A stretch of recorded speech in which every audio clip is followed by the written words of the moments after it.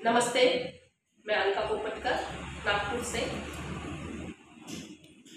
अलका जी, जो दिल्ली में शिक्षा को लेके काम चल रहे हैं उसके बारे में आप किस तरीके से अपने विचार रखना चाहते हैं? जी विशाल जी, आपके चैनल के माध्यम से तो मैं सबसे पहले ये कहना चाहूँगी कि आज जो दिल्ली मॉडल लोकप्रियता जो बढ़ रही है आज दिल्ली मॉडल में, उसमें हमारे श्री राष्ट्रीय अध्यक्ष श्री अरविंद जी केजरीवाल, मनीष सिसोदिया जी जो शिक्षण मंत्री हैं वहाँ के, और एजुकेशन में जो उन्होंने इतना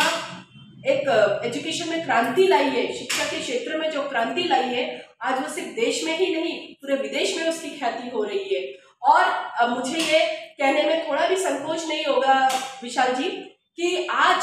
हर एक राज्य यह चाहता है कि जिस तरह दिल्ली मॉडल में शिक्षा में क्रांति आई है उस तरह उनके राज्यों में भी शिक्षा के क्षेत्र में क्रांति आए, और सभी राज्य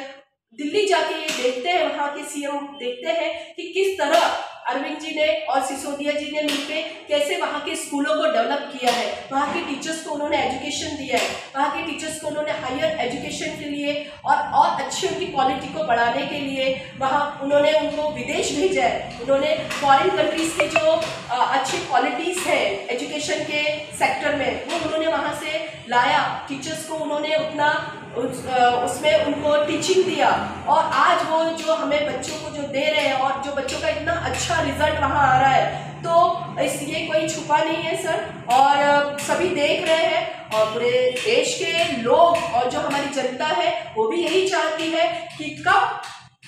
उनका खर्चा हो एजुकेशन में, जो आज एजुकेशन के नाम पे इतना भ्रष्टाचार हो रहा है, और अच्छी शिक्षा उनको अच्छे सरकारी स्कूल में इतने हाई क्लासरूम और इतनी अच्छी व्यवस्था में उनको जब मिल रहा है, तो हर एक व्यक्ति चाहेगा, हर एक गरीब तबके का भी व्यक्ति चाहेगा, हर एक मिडिल फैमिली भी चाहेंगे, एक हायर फैमिली भी चाहेगी कि उनका बच्चा अच्छी क्वालिटी अच्छे सराउंडिंग में पढ़े, और वो आज हम सब देख ही रहे सर। अलका जी, मोदी जी अभी हाल फिलहाल में जो गांधीनगर में जो स्कूल का इनॉग्रेशन किया है उसके बारे में आप क्या राय रखते हैं? सर सबसे पहले तो मैंने कुछ अभी 3-4 पोस्ट देखे वो स्कूल क्लासरूम के, वो तो क्लासरूम के जो पोस्ट है वो देखते ही समझ में आता है कि वो डमी क्लासरूम है,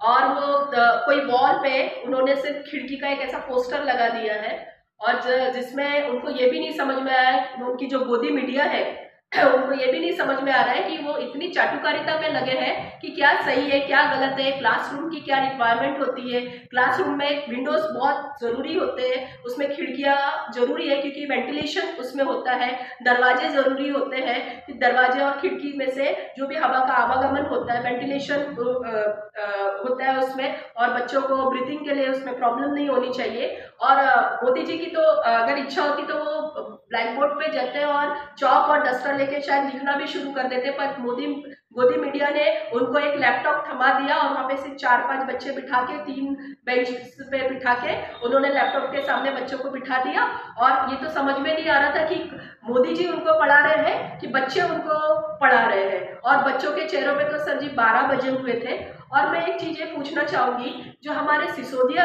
सर ने जो इतना सुंदर 7 सालों में जो स्कूल को एजुकेशन सेक्टर को इतना आगे लेके गए कि न्यूयॉर्क टाइम में उनको वहाँ प्रोत्साहित किया गया, उनको वहाँ सम्मानित किया गया, और आज ये जो गुजरात मॉडल में जो आज मोदी जी ने ये जो कार्य किया है 27 साल हो गए हैं, ये 27 साल में इन्होंने आज डमी क्लासरूम बनाए। शर्म आनी चाहिए बीजेपी सरकार को जो 27 साल से गुजरात के जनता के साथ खिलवाड़ कर रही है एजुकेशन के सेक्टर में।